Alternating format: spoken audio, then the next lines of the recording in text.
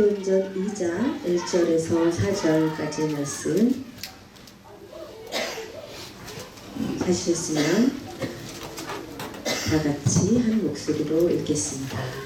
시작. 오순절날이 이미 이르매 그들이 다 같이 한 곳에 모였더니 호련히 하늘로부터 급하고 강한 바람 같은 소리가 있어 그들이 앉은 온 집에 가득하며 마치 불의 혀처럼 갈라지는 것들이 그들에게 모여 각 사람 위에 하나씩 임하여 있더니 그들이 다 성령의 충만함을 받고 성령이 말하게 하심을 따라 다른 언어들로 말하기를 시작하니라. 아멘. 아멘. 예, 우리 2017년이 되었습니다. 우리 하베스터스를 위해서 기도할 때 정말 오늘 주님께서 마음에 주신 말씀이 기드온을 하나님의 사자가 찾아갈 때 기드온이 하는 말이 저는 가장 작은 자입니다. 미약한 자입니다. 그런데 하나님께서는 기드온아 너는 큰 용사야. 너는 마이리 워리어야. 너는 하나님의 큰 자라고 말씀을 하셨거든요. 그런데 그 말씀을 오늘 예배 가운데 하나님께서 우리 공동체에게 주시면 듣겠어요. 우리가 사람이 보기에는 작고 부족하고 초라하지만 우리가 하나님의 나라의 비전을 품고 있는 한 우리는 작은 자가 아니면 믿습니다. 하나님 보시기에 큰 자예요. 네, 이제 부 목사님의 많이 말씀하신 것이 이 교회는 진짜 기도원의 300용사의 교회라고 하나님이 컷하실 사람은 컷하시고 진짜 하나님의 나라를 위해서 달려갈 사람을 모으시는 교회라고 몇 번 말씀을 해주시더라고요. 근데 그 말씀 맞는 것 같아요. 그죠? 우리는 기도원의 300용사고 한 분 한 분이 하나님 앞에 큰 자이심을 믿으시기를 원합니다. 아멘. 이제 2017년 이제 우리 기도센터 훈련도 마치고 우리 기도센터 헌신도 너무 귀하게 해주시고 계시고 진짜 어떤 분은 1시간 반, 1시간 거리에서 오셔서 그 기도 헌신하시는 모습을 보면 제가 정말 얼마나 감사한지 몰라요. 진짜 하나님께서 축복으로 대신 갚아주시기를 원합니다.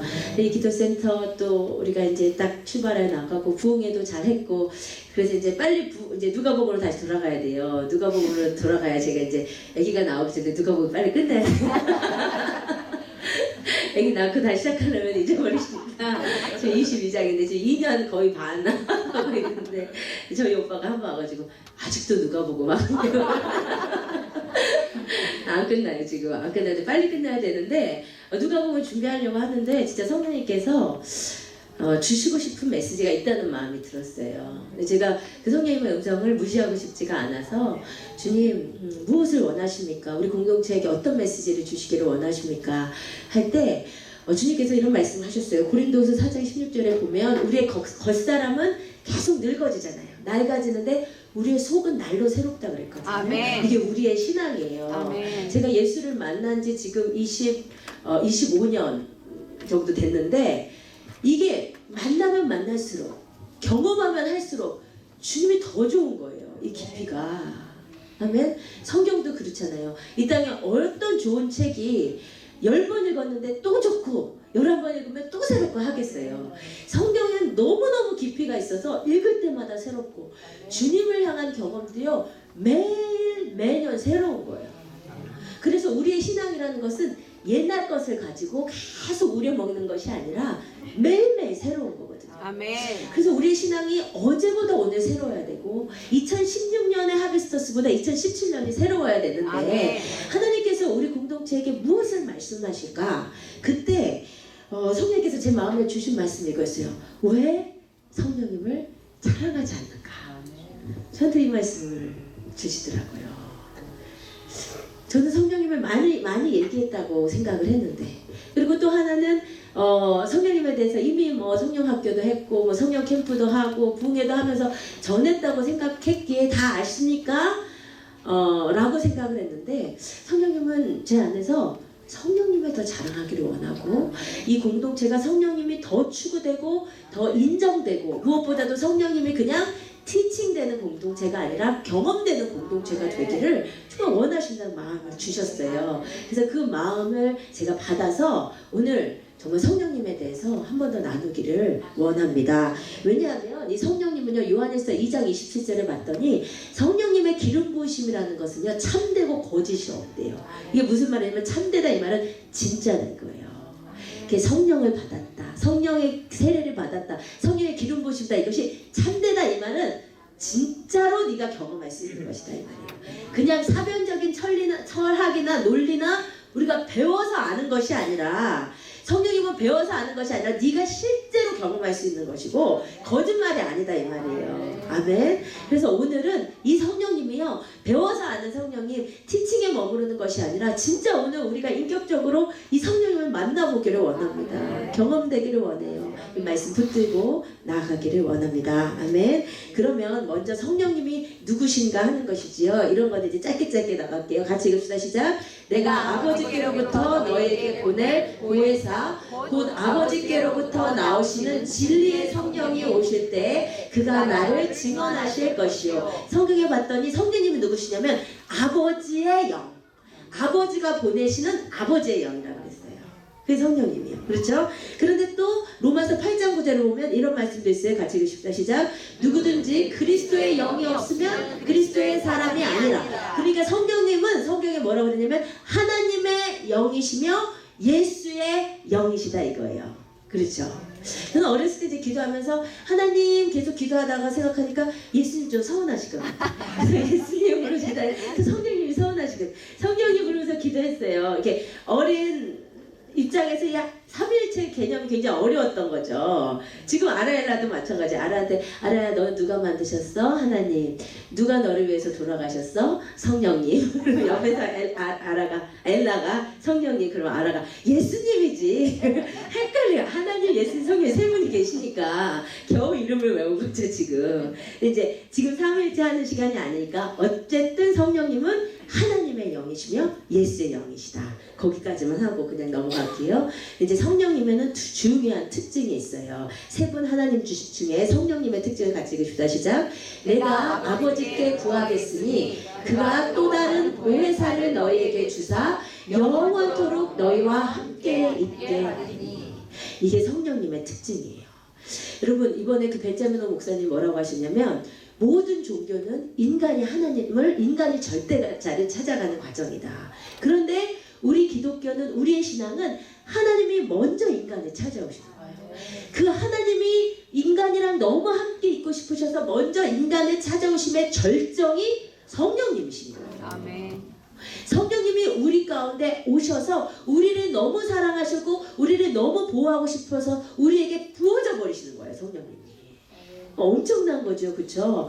하나님은 지금 하늘에서 인류 역사를 주관하고 계시고, 예수님은 이 땅에 오셔서 고난받으시고 승천하셔서 하나님 우편에 앉아 계시는데, 두 분은 하늘에 계시는데, 성령님은 영이신 그분이 우리 가운데 부어져 버리셨단 말이에요. 엄청난 사실이에요. 아멘. 우리와 함께 거하시는, 영원토록 함께 거하시는 분이 성령님이시다, 이것입니다. 그래서 성령님을 그래서 예수님께서 보혜사라고 부르신 거예요. 보혜사라는 것의 원어는 파라클레토스인데, 이게 무슨 뜻이냐면, 파라는 바로 옆이란 뜻이거든요. 클레토스는 부르는 자란 뜻이에요. 그래서 파라클레토스는 뭐냐면 내 가장 가까운 곳에서 나를 자꾸 불러주시는 분. 혜선아, 주님을 사모해. 혜선아, 말씀을 사모해. 혜선아, 주님을 찬양해. 이렇게 내 가장 옆에서 나를 계속 권면하시고 말씀해 주시는 분이 성령님. 이 땅에 어떤 종교가 이런 게 있냔 말이에요. 그죠? 영원하신 그분이 우리에게 오셔갖고 우리를 개인적으로 막 권면해 주시는 분. 그래서 그 파라클레토스를 번역을 하다 보니까 한국말로는 옆에서 보호하시고 은혜 주시는 선생님, 이렇게 번역을 한 거고, 영어로는 teacher, helper, counselor, advocate, comforter, 이런 식으로 번역을 한 거고. 아시죠? 제일 좋은 건 파라클레토스. 옆에서 우리를 계속 불러주시고 권면해 주시는 분이 성령님이시다.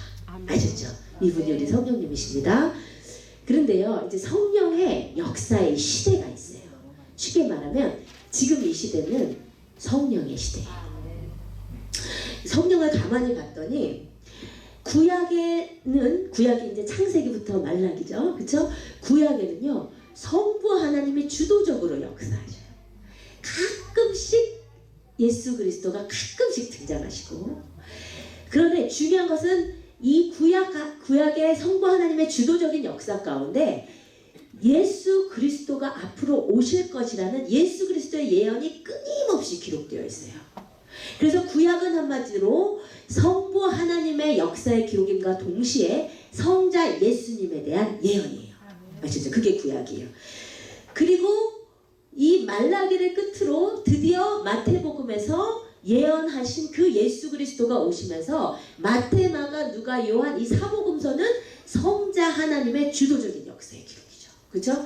근데 성자 하나님께서 주도적으로 역사하심과 동시에 예수님께서 끊임없이 특별히 승천하시기 전에 누구에 대해서 계속 소개하시면서 예언하시냐면 성령님에 대해서 예언하시다.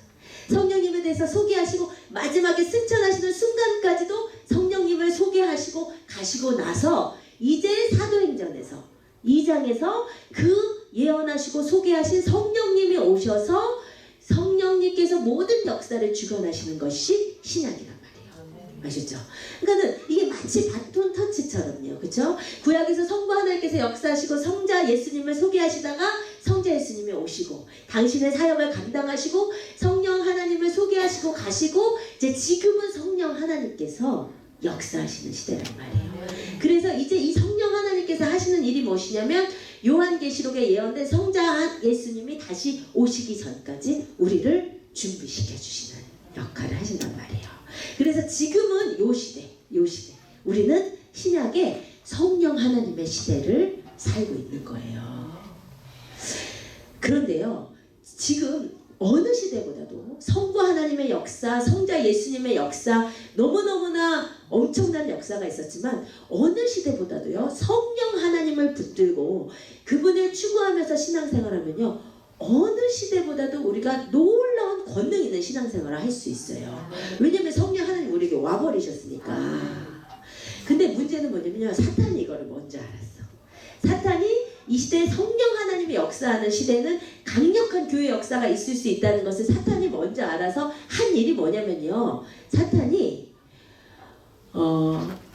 신학마다, 신학의 교단에, 신학교의 목회자들에게 교리에 교묘하게 들어가서 마치 성령 하나님을 추구하고 성령 하나님을 인정하고 성령 하나님을 말하는 것은 위험하고 교양적이지 않은 신앙인 것처럼 만들어 놓았어요. 정말 많은 분들이 하나님 이야기하는 것을 좋아하고 예수님 얘기하는 것은 좋아하는데 성령님 얘기하는 것은 위험한 것처럼 그렇게 생각하게 만들어 놓은 거예요. 사탄이 정말 교묘하게 신학과 논리와 사조에 들어간 거예요. 그래서 기가 막히게 예수님이 이 말씀을 하신 것이 기가 막혀요. 예수님께서 이 땅에 성령의 역사가 있기도 전에, 성령님에 대해서 잘 알기도 전에 예수님이 미리 경고하시기를, 내가 진실로 너희에게 이르노니 사람의 모든 죄와 모든 모독하는 일은 사하심을 얻지만 누구든지 성령을 모독하는 자는 영원히 사하심을 얻지 못하고 영원히 죄가 된다고 그러셨어요. 우리 예수님 원래 이렇게 세게 말씀 안 하시잖아요. 그죠? 다 용서하신다 이러시는데, 성령님에 대해서는 아직 성령이 인류 역사 가운데 제대로 소개되기도 전에 성령님을 회방하고, 예전 번역에는 성령님을 모독하는 일은 영원히 사하심을 얻지 못한다고 그랬어요. 데살로니가 전서에서도 성령을 소멸하지 말라고 했어요. 여러분, 그래서 성령을 존중하고 성령을 귀히 여기고 그분의 역사를 소멸하지 않으려는 노력이 굉장히 중요해요. 아멘. 성령을 추구하는 것이 위험하거나 교양이 없는 신앙이 아니란 말이에요. 왜냐하면 성령은 하나님의 영이라고 했잖아요. 어떤 분들은 이렇게 설교하시고 가르쳐요. 말씀을 중심으로 가야지 성령을 추구하는 것은 진리적이지 않고 위험하다. 여러분, 그런데요, 그 가르침이야말로 말씀에 기반하지 않은 가르침이에요. 왜냐하면 아까 말씀에 예수님께서 성령님은 누구라고 그러셨냐면 진리의 성령이라고 그러셨어요. 여러분이 진짜 주님의 말씀, 진리 가운데 그 말씀을 알기 위해서는 성령님의 도우심이 없이는 불가능해요. 그럼 제가 목사님 딸로 자랐어요. 글씨를 아는 그 순간부터 성경을 강제적으로 읽었어요. 얼마나 제가 성경을 많이 읽었겠어요. 성경 퀴즈대에 나갔다 하면 1등이지. 그러나 내가 중학교 1학년 때 성경을 체험하기 전까지는 완전히 지식으로 아는 거예요. 달달달 외우지. 첫째 날 뭐 만들고 둘째 날 뭐 만들었고 뭐 가나야 혼인잔치고 좀 달달달 외우는데 그것이 내 삶을 전혀 변화시키지 못하고 내 삶에 그것이 부딪히지 못하고 그냥 지식인 거예요.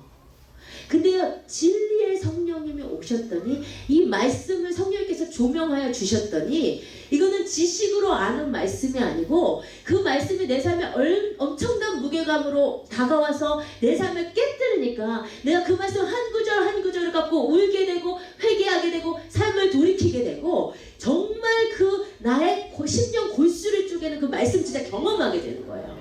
여러분이 진짜 진리를 알고 싶으시면 내 머리를 가지고 성경을 파서는 진리를 알 수 없어요. 진리의 성령을 추구해야 돼. 그러면 그분이 오셔서 나에게 말씀을 깨닫게 해주신단 말이에요. 여러분, 그래서 성령은 하나님의 영이시기 때문에 우리가 존중해야 되고 그분을 추구해야 내게 진리가 열리는 것이에요. 아시죠? 그런데 성령을 이제 이렇게 말씀하다 보면 그래, 성령 중요하고 알겠다. 거부감을 안 가지면 알겠다. 근데 성령을 받아야 된다고 하는데 내가 받은 것이냐 받아야 할 것이냐 이런 게 좀 헷갈리시잖아요. 그렇죠? 성령에 대해서 용어가 조금 정리가 돼야 돼요. 성령과 관련해서 세 개의 용어가 있는데 첫 번째는요, 성령의 내주라고 하는 게 있어요. 내주, 안에 거하신다는 거죠. dwelling 하신다. 홀리 스피릿이 dwelling 하신다. 이것은 뭐냐면 성령이 예수를 믿는 자의 속에 거하시는 것을 의미해요. 성령의 내주라고 하는 것이요. 그런데요, 성령의 내주는 고린도전서 12장 3절에 의하면 예수를 여러분이 믿으셨으면 여러분의 안에 다 성령께서 거하신다고 하세요. 같이 읽읍시다. 시작. 또 성령으로 아니하고는 누구든지 예수를 추실할 수 없느니라. 아멘. 여러분, 예수님 구주로 영접하신 분. 아멘. 아멘. 다시 안 드신 분은 안 하신 거예요? 이때 하셔야죠. 여러분이 예수를 구주로 영접하셨으면 성령님이 우리 안에 거하세요. 아멘. 왜냐면 성령이 아니고는 어떻게 예수를 믿어요? 그렇죠? 성령이 아니면 어떻게 예수를 믿어요? 아멘. 우리가 예수를 어떻게 우리의 구주로 영접을 해요? 불가능한 거예요. 성령님께서 오셔서 우리에게 예수를 구주로 영접하게 하신 거예요. 아멘. 그래서 여러분이 그리스도인이라면 예수를 믿어 예수님을 주인으로 영접하셨다면 모든 성령이 내주하시는 거예요. 거하시는 거예요. 아멘. 그런데 성령의 내주라는 말이 있고 또 성령의 세례라는 말이 있다는 거죠. 성령의 세례라는 것이 뭐냐? Baptism of the Holy Spirit이 뭐냐? 예수님께서 제자들에게 부활하시고 나서 찾아가셔서 이렇게 말씀을 하시는 거예요. 같이 읽으십시다. 시작. 이 말씀을 하시고 그들을 향하사 숨을 내쉬며 이르시되 성령을 받으라. 여러분, 제자들은 어떤 자들이에요? 그리스도인이에요? 아니에요? 그리스도인이요. 분명히 예수님께서 고난받으시기 전에 그들을 발을 씻어주시면서 뭐라고 했냐면 너희는 다 온몸을 목욕해서 깨끗하다 그러셨어요. 이 말은 뭐냐면 너희는 구원받은 자들이란 말이에요. 너희는 예수를 구주로 영접해서 구원받은 자들인데 그런데 구원받은 제자들에게 예수님이 또 성령을 받으라 이러신단 말이에요. 그죠? 성령이 내주하시는데 성령을 받으래. 그럼 이 성령을 받는 것은 무엇이냐? 사도행전 1장 4절에서 5절에 보았더니 예수님께서 이렇게 말씀하셨대요. 사도와 함께 모이사 그들에게 분부하여 이르시되 예루살렘을 떠나지 말고 내게서 들은 바 아버지께서 약속하신 것을 기다리라. 요한은 물로 세례를 베풀었으나 너희는 면단이 못되어 성령으로 세례를 받으리라. 그러니까 예수님께서 구원받은 제자들에게 성령을 받으라 하셨는데 그게 사도행전 1장 4절에서 5절에 보니까 성령의 무엇을 받으라? 세례를 받으라고 하셨단 말이에요. 무슨 말인지 아시겠죠? 성령이 내주하시는 제자들에게 예수님께서 성령의 세례를 또 받으라고 말씀하셨다는 거예요. 아셨죠? 그러면 성령의 세례라고 하는 것이 뭐냐면 세례라는 단어인 뵙티조라는 단어인데 이것은 뭐냐면 마치 잠수함이 물속에 완전히 잠겨버리는 것처럼 완전히 잠기는 경험을 이야기를 해요. 그래서 성령의 세례라는 것은 뭐냐면 성령에 의해서 내가 완전히 성령에 잠겨버리는 경험. 그것이 성령의 세례란 말이에요. 아셨죠? 그러니까 성령의 내주와 성령의 세례의 차이점이 뭐냐면, 성령의 내주는 우리 인간의 편의상 영혼 육으로 나눠본다면, 성령님께서 내가 예수를 구주로 고백함으로 나에게 오시는데 내 영의 영역에 성령님께서 안에 거하시는 상태인 거예요. 그런데 이 상태는 우리가 성령님이 거하신다니까 거하시는 줄 알지, 성령의 역사를 체험할 수 있거나 내가 그것을 느낄 수 있거나 그런 경우는 굉장히 드물어요. 말씀 듣다 깨달음이 오고 감동이 오고 이 정도는 있지만, 그쵸? 그런데 성령의 세례의 경험은 뭐냐면, 그 영의 영역에 오신 성령님이 나를 완전히 다 사로잡아 버리시는 경험, 내가 그 성령님께 완전히 잠겨버리는 경험. 그래서 내 생각과 감정과 의지까지 터치하시고 나의 몸까지 다 터치하셔서 내가 성령에 의해서 완전히 잠수되어 버리는 경험이 성령의 세례란 말이에요. 아셨죠? 아셨죠? 그러므로 예수님께서 이미 예수를 구주로 영접해서 성령이 거하시는 제자들에게 또 성령을 받으라 하고 말씀하신 것은 성령의 세례를 받으라는 말씀이란 말이에요. 아셨죠? 그러면 성령의 세례가 있고 또 성령의 충만이라는 단어도 있잖아요. 성령의 세례와 성령의 충만은 어떻게 구분되느냐? 사실 성경에는 성령의 세례와 성령의 충만을 그렇게 구분하고 쓰지는 않아요. 왜냐하면 오순절에 우리가 처음 읽은 본문에서 제자들이 모여있는데 성령이 충만하게 임하셨잖아요. 그것을 어떤 본문에서는 성령의 세례라고 표현했고 어떤 본문에서는 성령의 충만이라고 표현했어요. 그러니까 오순절에 똑같은 사건을 놓고 사도행전 1장 5절에서는 성령으로 세례를 받은 사건이라고 했고, 사도행전 2장 4절에서는 성령의 충만함을 받았다 그랬어요. 그러니까 성령의 세례와 성령의 충만은 구별되는 개념은 아니고 둘 다 성령에 의해서 내가 완전히 잠겨버리는 경험은 같아요. 그런데 그것이 성경적으로 구분되지는 않지만 신학자들이 그래도 신학적으로 정리를 하기를, 성령의 세례는 성령에 의해 잠겨버리는 최초의 경험이라면 그러한 상태가 지속되는 것을 성령의 충만이라고 한다고 신학적으로 정리를 한 거예요. 아셨죠? 그런데 성경에는 그게 정확하게 분리되는 개념은 아니고 둘 다 성령에 의해서 잠겨버리는 경험을 성령의 세례 혹은 성령의 충만이라고 한단 말이에요. 여기까지 이해가 되셨죠? 저 오늘 왜 이렇게 속도가 빠르죠? 이해가 되셨어요? 괜찮으세요? 그러니까 어쨌든 그 용어가 성령의 세례건 성령의 충만이건 중요하지 않고, 중요한 것은 뭐냐면 여러분이 교회에 와서 예수를 구주로 영접하면 성령님이 우리 안에 거하시는데 그리고 끝나면 안 된단 말이에요. 그리고 그 다음에 성령에 의해서 내가 완전히 잠겨버리는 경험으로 가야 된단 말이에요. 아셨죠?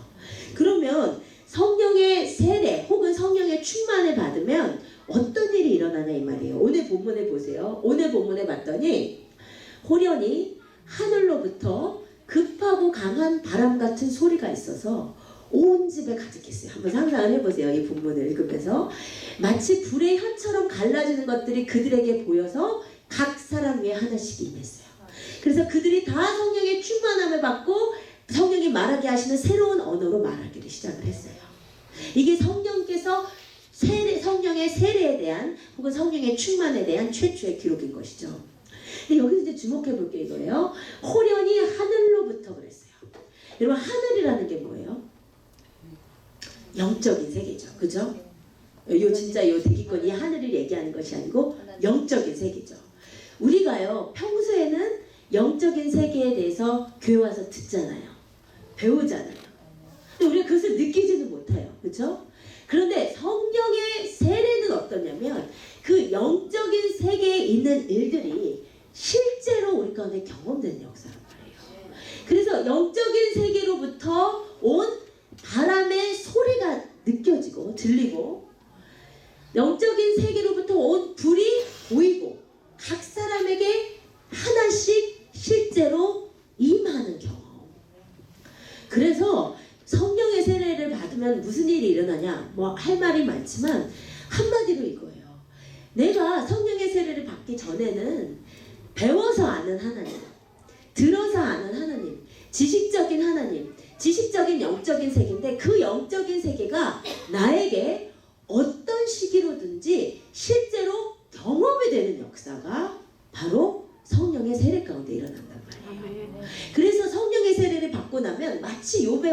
것처럼 주님 내가 주께 대해서 귀로만 들었는데 내가 이제 실제로 주님을 배웁습니다. 와 같은 고백을 할 수 있는 거예요. 아멘. 아셨죠? 왜냐면 성령님이 오시면 내 안에 뭔가 변화가 있고 뭔가 느껴지니까.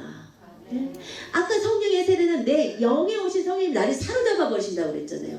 내 생각을 사로잡으시면 생각이 막 바뀌어. 진짜 이 사람이 할 수 없는 생각을 해.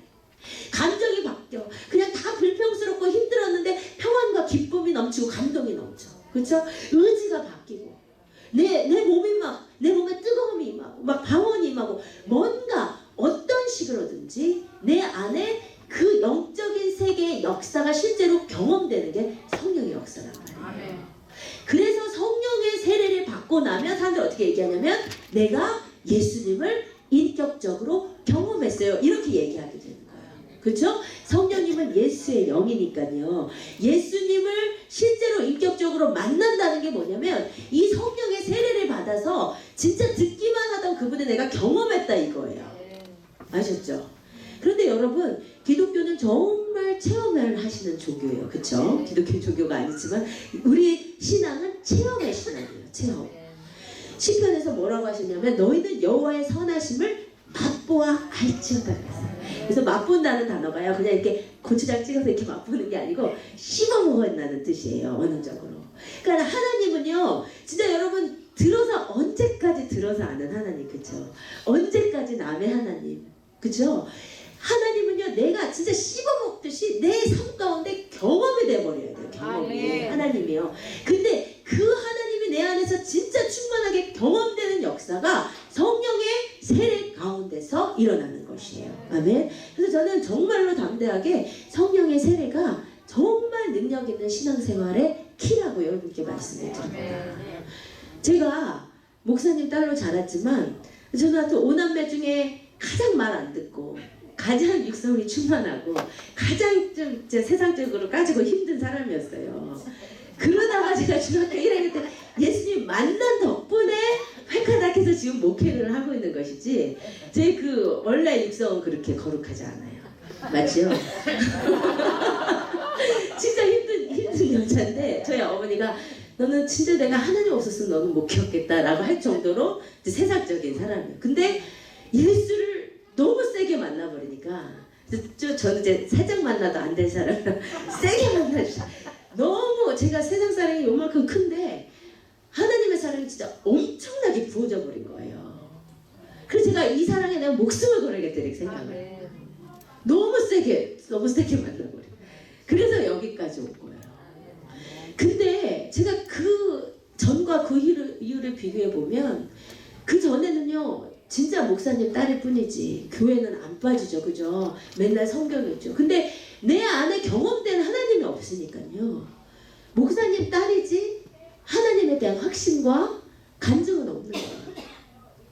진짜 기도를 5분 10분 이상 못하죠. 할 말이 없죠. 하나님과 관계가 없는데 성경을 읽어도 지식적으로는 알지 몰라도 그 안에 진짜 감춰진 진리는 알 수가 없죠. 제가 전도 교회에서 상 준다니까지 하고 싶지 않죠. 그렇죠? 전혀. 그러니까 삶에 하나님에 대해서 아는 건 너무 많은데 그 하나님이 내 삶에 의미 있게 역사되지 못하는 하나님과 내가 관계가 없는 거예요. 교회는 오래 다녔는데 그런데 성령님께서 나에게 오셔서 부어져 버렸더니 진짜 하나님이 내 아버지시고 정말 예수님이 나를 위해서 십자가에 달려 돌아가셨고 진짜 나를 너무너무 지금 사랑하시고 이제 기도했더니 진짜 하나님이 나의 기도를 들으시고 나를 안아주시는 그 하나님을 경험하고 말씀이 이제 정말 꿀송이처럼 단 말씀이 내 삶을 변화시키기 시작하고 한 장 한 장 눈물이 없이는 읽지 못하는 말씀으로 변화되고 내가 누가 시켜서가 아니고 내가 만난 그 주님이 너무 좋으니까 전도하기 시작하고 그러니까 그러다 보니까 어느새 성경에 있는 그 신앙이 내 신앙이 되기 시작하는 거예요. 진짜 살아있는 신앙이 성령님을 내가 인격적으로 완전히 경험해버린 그때부터 일어나더라는 거예요. 여러분 그래서 성령의 세례가 진짜 중요해요. 성령 세례 받아야 천국 가냐 그거는 아니에요. 예수를 구주로 영접하면 성령이 내 안에 내주하시니까 우리는 산령이 되어서 천국에 간단 말이에요. 그런데 주님께서 성령님께서 하나님의 영이 왜 오시겠어요 우리 가운데? 내 맘대로 살고 주님은 내가 천국 갈 치킨 딱 따놓고 그죠? 내 맘대로 살라고 성령님께서 오시겠어요? 오셔서 나와 함께 하시고 나를 주도하시고 나에게 역사하러 오시겠어요? 주님 뜻이 무엇이겠냔 말이에요. 성령의 내주만 있으면 되면 왜 예수님께서 성령의 충만을 받으라 하셨겠냔 말이에요. 여러분 우리 삶에 성령의 충만함이 주님의 뜻입니다. 그래서 성경에 보면 언제나 성령의 충만과 관련된 말씀은 다 명령형이에요. 성령의 세례를 받으라 명령하셨어요. 아버지께서 약속하신 것을 기다리라. 성령의 충만함을 받으라. 성경에 성령의 세례와 충만과 관련된 말씀은 모두 다 명령형으로 되어 있어요. 선택사항이 아니고 여러분이 예수를 구주로 영접하셨으면 이제 살아있는 진짜 그분과 살아있는 관계를 가지는 신앙생활을 하기 위해서 성령의 세례로 나아가야 돼요. 아멘. 여러분 우리 성결교단은 바로 이 성령의 세례를 강조하는 교단이에요. 성결교단이 사실 다른 말로 하면은 성령교단이에요. 왜냐하면 성결교단 헌법을 보면 하다 보니까 성결교단 헌법까지 성결교단 헌법 1조 1항 성결교단 헌법은 은혜로워요. 읽다 보면 이렇게 되어 있어요. 모든 성도에게 성결의 은혜 즉 성령 세례를 전하여 교회로 하여금 거룩하게 하기를 힘쓴다. 이것이 성결교단의 제일 첫 번째 존재 목적이에요. 성결의 은혜 즉 성령 세례를 전하는 것이 성결교단의 목적이에요. 그래서 성결은 이퀄 성령 세례란 말이에요. 6조 2항 이렇게 됐어요. 제가 왜 사실 교단 얘기한 줄 아세요? 벤자민 목사님 오셨을 때 제가 분명히 가르쳐 드렸는데 아무도 대답을 못 하셔서 제가 아주 오늘 다시 하는데요. 네, 6조 2항 성결이란 성도가 받을 성령 세례예요. 아셨죠? 성결이란 성도가 받을 성령 세례니 오순절의 제자들은 성령의 세례 즉 성결의 은혜를 체험하였으니 우리도 모든 사람을 중생으로 인도하고 중생이 뭐예요? 예수를 구주로 영접하는 거 중생한 처지에 있는 신자들 그 다음 성결의 은혜를 체험하도록 인도하는 게 성결교단의 목적이에요. 근데 왜 성령교단이라고 안 하고 성결교단이라고 했냐면요. 성령님이 오셔서 하시는 중요한 두 차원의 일이 하나는 우리를 거룩하게 바꿔가셔요. 그래서 예수님의 신부로 바꿔가시고 또 다른 차원의 중요한 일이 권능과 은사를 주시는 그러니까 거룩의 차원은 성령의 열매 차원이라면 권능은 성령의 은사의 차원이잖아요. 그렇죠? 근데 이 두 가지 차원 중에 이 교단은 성령의 열매 차원, 거룩의 차원을 더 강조하는 교단이에요. 그래서 성결이라고 얘기를 한 거예요. 아셨죠? 근데 똑같이 성령을 강조하는데 은사의 차원을 권능의 차원을 더 강조하는 교단이 어디죠? 네, 오순절, 순복음이 거기를 더 강조를 하는 거예요. 아셨죠? 근데 우리 성결 교단은 예수를 구주로 영접하고 나서 2차적인 은혜인 성령 세례를 강조하는데 그 성령께서 오셔서 우리를 거룩하게 하시는 은혜를 강조하기 때문에 성결 교단이라고 부르는 거예요. 그래서 이 교단은 이것을 강조하기 때문에 특이하게도 성별회라는 집회가 있었어요. 뭐냐면 이 성결교단은 어떤 장로교나 감리교처럼 진짜 이렇게 셋업되고 재정적 지원이 많은 교단에서 막 보내가지고 개척이 된 게 아니고 그냥 북치고 장구치고 다니면서 전도해가지고요. 전도해가지고 사람 모아오면 예수를 구주로 영접하라고 예수님 전해요. 그럼 예수님 구주로 영접하잖아요. 그 예수를 구주로 영접한 중생한 사람을 또 따로 모아놓고 성별회라는 집회를 해서 성령 체험을 하게 하는 교단이에요. 그래서 요즘은 우리가 시시하게 출석인원 몇 명 이렇게 적잖아요. 근데 성결교단 초기 기록에 보면 시시하게 우리는 안 적고 우리는 출석인원 안 적고 시시하게 출석인원 이런 거 안 적고요. 매 집회마다 중생 몇 명, 성결 몇 명이 매 집회마다 몇 명이 예수님 영접했고 몇 명이 성령 체험했나 얼마나 역동적이었냐는 거예요 집회가. 그래서 제가 초기 자료를 다 정리를 하고 읽었었거든요. 그러니까 뭐 엄청나요. 오늘 중생의 은혜 100몇 명, 성결의 은혜 90몇 명 이렇게 이랬던 아주 뜨거운 교단이 이 성결 교단이에요. 아시죠? 근데 왜 감리교에서 나왔어요? 싸웠나 아직 아무도 대답. 에? 예, 아유 감사해요. 제가 예전에 성경학교 할 때 1시간 그냥 다 하라 해가지고 기독교 역사 딱 훑으면서 다 했잖아요. 왜 천주교에서 개신교가 나왔는지, 개신교에서 장로교 왜 나왔고, 감리교 왜 나왔고, 성교교 오순절 다 했잖아요. 그쵸? 왜 이 성교교단이 감리교에서 나왔냐면, 감리교는 존 웨슬리라고 하는 사람이, 이 사람이 어떤 사람이었냐면 예수님을 가지고 내가 선교 가면은 잘할 것이다 하고 이제 선교를 떠났거든요. 근데 선교 여행에서 완전히 실패하고 돌아왔어요. 나한테 뭐가 문제가 있는가, 내 신앙에 뭐가 문제가 있는가 하던 차에 모라비안이라는 사람들이 모이는 집회에 갔다가 이 사람의 말씀을 듣는데 순간 마음이 뜨거워지는 성령의 세례를 경험을 해요, 이 웨슬리가. 그래서 성령의 세례가 키구나, 이걸 안 거예요, 웨슬리가. 그래서 이 성령 세례, 웨슬리도 그걸 성결이라고 했거든요. 그 성결을 전하면서 나온 교단이 감리교단이에요. 그래서 감리교가 18세기 후반, 19세기 초반까지 엄청나게 부흥을 해서 미국에 지금도 이렇게 감리교가 많은 거예요. 그 존 웨슬리 그 성결의 은혜를 전파하는 교단이에요, 원래 이 감리교가. 그런데 19세기 후반 들어서 하여튼 어디든 너무 커지면 문제야. 감리교가 너무 커지고 권력화되다 보니까 세속화돼가지고 더 이상 원래 존 웨슬리가 얘기했던 성결의 은혜, 이 성령의 은혜를 얘기를 안 하는 거예요. 그래서 감리교 내에서 존 웨슬리가 원래 얘기했던 이 성결의 은혜, 이 성령 세례를 전해야 된다라고 존 웨슬리의 원래 정신으로 돌아가자고 해서 나온 사람들이 이 성결교단인 거예요. 아셨죠? 그들이 집회를 모아놓고 성령의 은혜를 전하면서 막 성령의 뜨거운 역사를 일으키고 막 수련회를 개최하고, 요즘으로 치면 그러면서 나온 운동 그룹이 성결 운동 그룹이고, 그 성결 운동 그룹에서 세워진 게 성결교단인 거예요.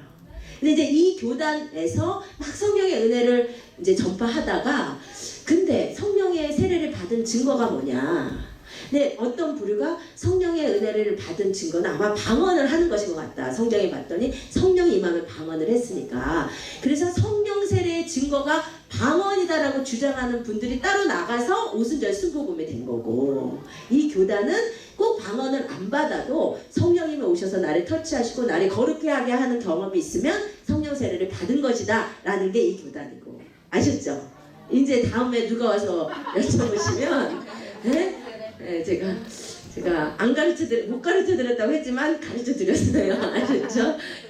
이런 거 아시고 계셔요? 아셨죠? 그래서 하여튼 이 교단은 성결의 은혜, 성령의 은혜를 강조하는 교단이라 이 말이에요. 근데 꼭 이것이 신학적으로 교단적으로 그러해서가 아니라, 성경을 보았더니 정말 권능 있는 신앙의 키는요, 성령의 세례를 받는 거예요. 우리가 성령님이 오셔서 나를 주도하셔야 돼. 그래야 이제 내가 만난 하나님이 생기고요, 내가 간증할 거리가 있고요, 세상이 바뀌어요. 진짜 우리 주님과의 관계가 생기니까요. 아멘. 이 성령의 은혜를 사모하시기를 부탁을 드립니다. 그러면 이제 마지막으로 성령의 세례를 받는 법, 혹은 성령의 충만으로 나아가는 법 많지만 간단하게 예전에 했기 때문에 간단하게만 하고 오늘은 기도하기를 원해요. 성령의 세례를 받는 것의 핵심은요, 성령님께 자리를 내어드려요. 자리를. 제가 이것을 예전에 수영의 비유로 분명히 말씀을 드렸죠. 그쵸? 여러분, 수영장에 가서 수영을 할 때 수영장에 물이 가득한데 어떤 사람이 수영에 실패를 하냐면, 자기가 몸에 힘을 칵 주고 있고 물을 믿지 못하고 자기 몸의 컨트롤을 놓지 못하는 사람이 수영을 못해요. 그렇죠? 그런데 자기 컨트롤을 놓고 물에 맡기면 수영이 돼요. 이게 성령의 세례를 받는 게 이게 똑같아요. 여러분, 성령님은요, 주님의 약속대로 부어지셨어요. 지금도 이 자리에 성령의 은혜가 충만함을 믿습니다. 요에서 2장에서 주님께서 약속하셨거든요. 내가 그 후에 만민에게 하나님의 영을 부어주신다고 했어요. 이 시대는 하나님의 영이 부어지시는 시대고, 그것은 하나님의 뜻이에요. 그런데 어떤 사람이 그 성령님의 충만한 임재 가운데 잠겨버리고 어떤 사람은 그렇지 못하느냐.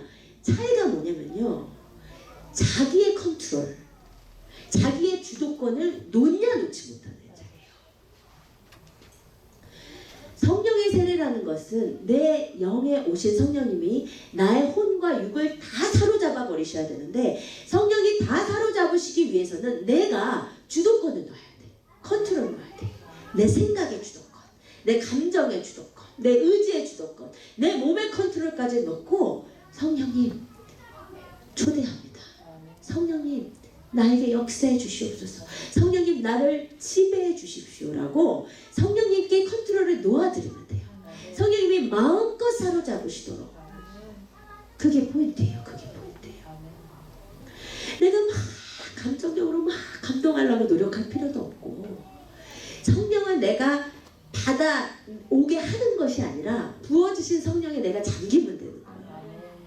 그러니까 성령님을 믿고 의지하고 순종하고 그냥 맡겨드릴 때 마치 충만한 물에 자연스럽게 뜨듯이 충만한 성령의 임재 가운데 내가 자유롭게 그분의 운행하신 가운데 들어가는 거예요.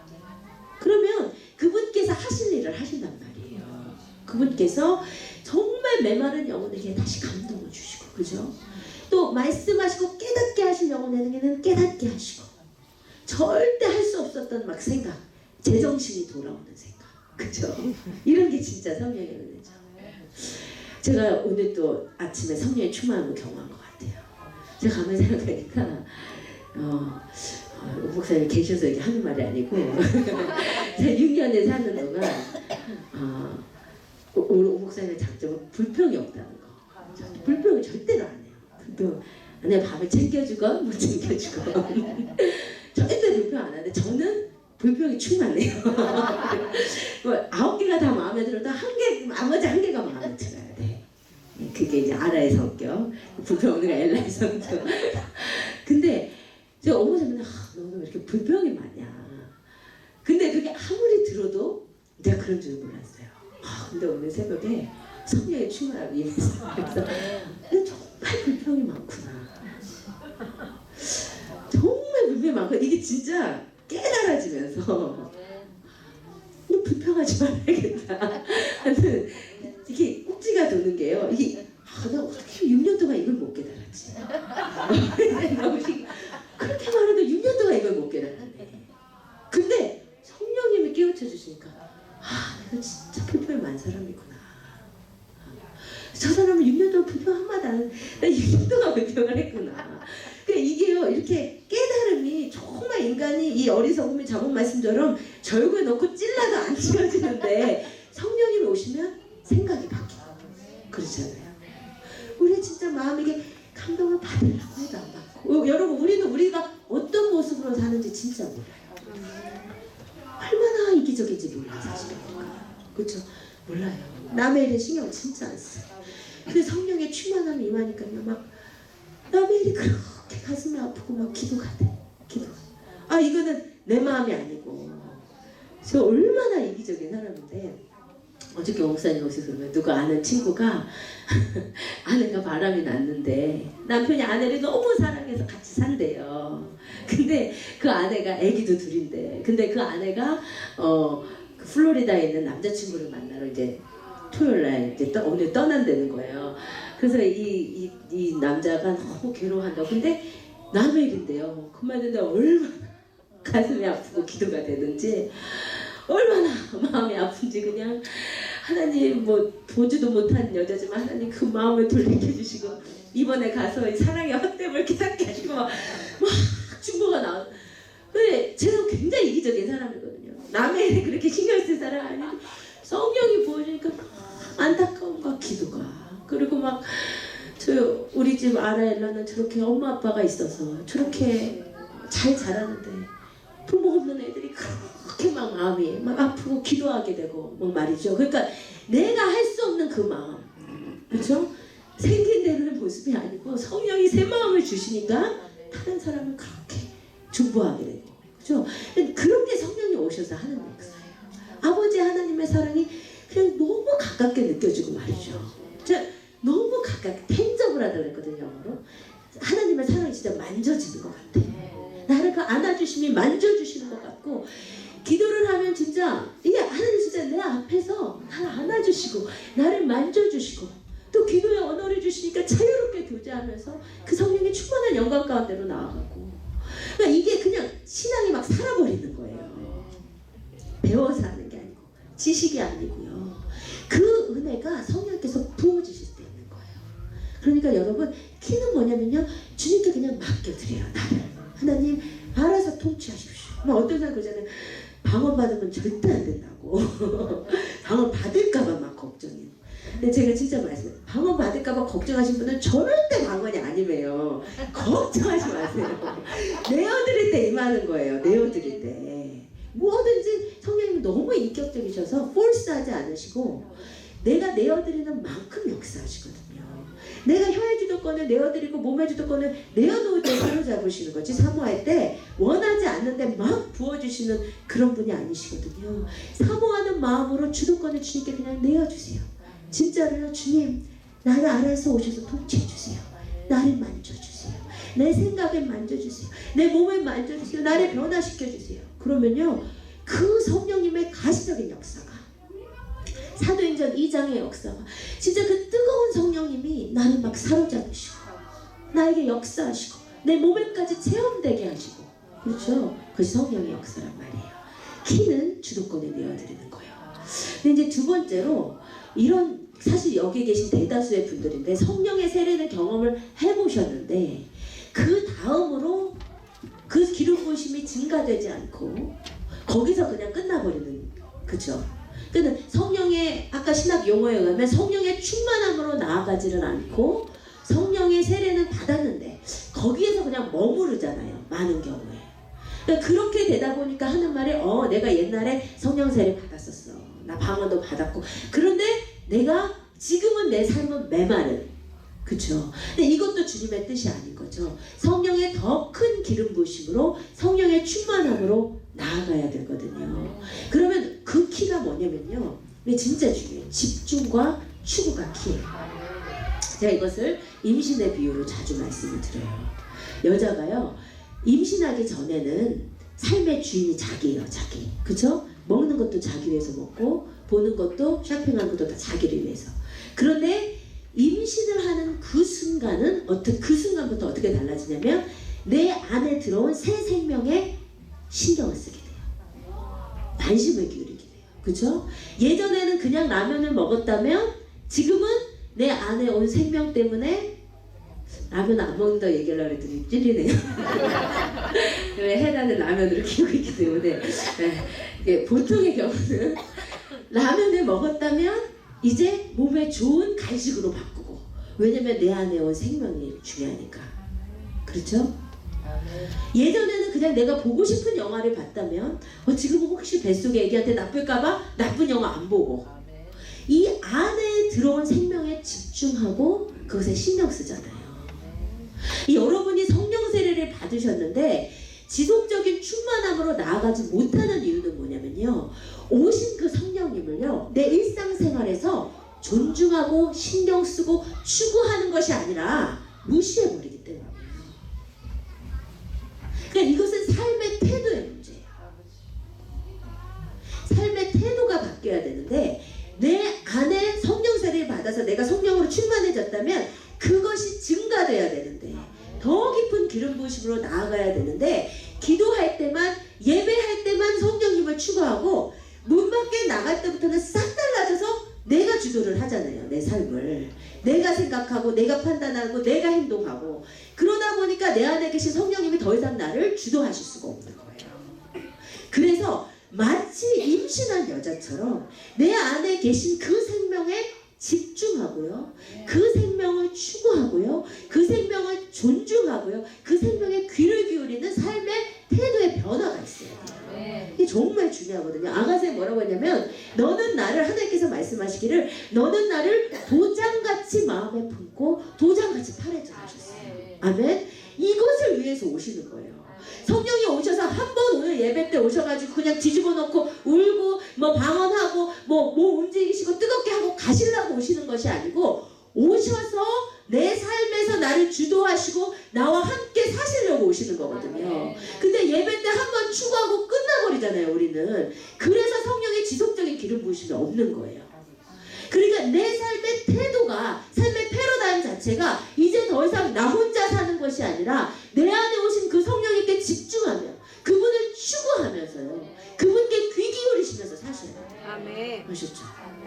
이 세상에 진짜 많은 일들이 있는데 여러분이 더 무엇에 집중하느냐가 중요해요. 영적인 것에 더 집중할 줄 아셔야 된단 말이에요. 제가 언제 성령에 가장 충만한 가운데 있었냐면 다른 거 하나도 안 하고 진짜 성령님만 추구할 때 그때 부어주시면 정말 엄청났거든요. 그때 진짜 엄청났어요. 아니 하도 방구석에서 이제 신학교 가기로 해놓고 시험 봐놓고 기도만 하니까 진짜 방문을 제 4-5시간 방문해서 기도하고 있으니까요. 방문을 열면 진짜 거룩함 있잖아요. 거룩함. 그러니까 하나님의 임재. 그게 다른 가족들도 느껴질 정도로. 그러니까 뭔가 너무 성령님의 임재를 추구하니까요. 제가 그때는 아주 정말 철저히 아침에 일어나는 그 순간부터 성령님 함께 사십시다. 전혀 나의 삶의 주도권을 내가 주도하지 않으려고 하고요. 모든 시간마다 성령님께 내어드릴 때 그분을 인정하면서 나아갈 때 정말 기름 부심이 너무너무 강하고 그냥 어디까지 부어주실지 모르겠다 싶을 정도로 부어주시더라고요. 진짜. 그때는 진짜 주님 내가 이 손이요 영혼들을 치유하는 손이 돼야 돼요. 주님 나 같은 사람을 목회자로 부르셨는데 제가 주님의 능력 없이 어떻게 합니까? 그리고 이렇게 손을 펴고 이렇게 기도를 하면요 진짜 사도행전 2장처럼 하늘로부터 그 권능이 있잖아요. 하나님의 권능이 이 손에 덧입혀지는 것이 진짜 뜨끈뜨끈한 거죠. 진짜 아무나 만지면 치유될 것 같은 그런 성령의 불. 정말 내가 진짜 추구하니까요 더 추구되고 인정한 만큼 더 인정되고 그런데 그것이 내가 신학교 가고 바빠지고 다른 것에 더 사역에 신경 쓰다 보니까 그 기름 부으심이 감소되는 거예요. 그러니까 우리 삶에 어떻게 기름 부으심이 증가되냐면 그분을 끊임없이 추구하고 하여튼 삶이 변해야 돼. 우리 삶의 태도가 내가 사는 것이 아니고 그분이 내 안에서 사는 삶, 주님의 얼굴빛 안에서 다니는 삶. 지금 말씀을 하면 그것이 우리 가운데 추구돼야 돼요. 아셨죠? 하여튼 그때는 아무런 세상 것과 차단하고 주님께 집중하니까 소원이 뭐냐면 주님 더 알기를 원하고요. 근데 내가 정신 있는 그 순간까지 잠들기 그 전까지도 진짜 그 찬양만 듣고 찬양만 하고 말씀만 계속 보고 막 그러니까 얼마나 많이 부어지시는지 이게 추구와 집중이 키예요. 키. 아셨죠? 그러니까 여러분 한 번 막 기름 부으심을 얻고 예배 때 성령 세례 받고 그 다음에 내 맘대로 사니까 이게 없어지는 것이지 성령 세례가 거짓말이 아닌 거거든요. 아셨죠? 그러니까 여러분의 삶의 태도를 바꾸시기를 원합니다. 주님을 정말 더 추구하세요. 여러분 안에 주님 외에 너무 신경 쓰고 있는 것들을 좀 컷하시고 주님 그분 자체를 추구하시고 기름 부으심을 집중하시면서 나아가실 때 우리 안에 성령의 충만이 점점 지속될 줄 믿습니다. 아멘. 첫 번째 자리를 내어드리는 것은 아직 성령의 세례를 경험하지 못하신 분들을 위한 팁이고 두 번째는 성령 세례를 받았는데 충만으로 나아가지 못하는 분들에 대한 팁이에요. 아셨죠? 아셨죠? 오늘 일단 성령께서 우리 가운데 부어주셔야 우리가 살 수 있어요. 아멘. 우리의 생각과 마음과 뜻과 우리의 육체의 컨트롤을 놓고 성령님 추구합니다. 간절히 원합니다. 지금 나에게 와주세요. 아멘. 두려운 것이 아니고 이상한 것이 아니고 그분이 오셔서 부어져야 내 삶의 변화가 있어요. 아멘. 그분의 마음으로 간절히 추구하면서 함께 나아가기를 원합니다. 우리 시간 함께 일어나서 찬양하십시다.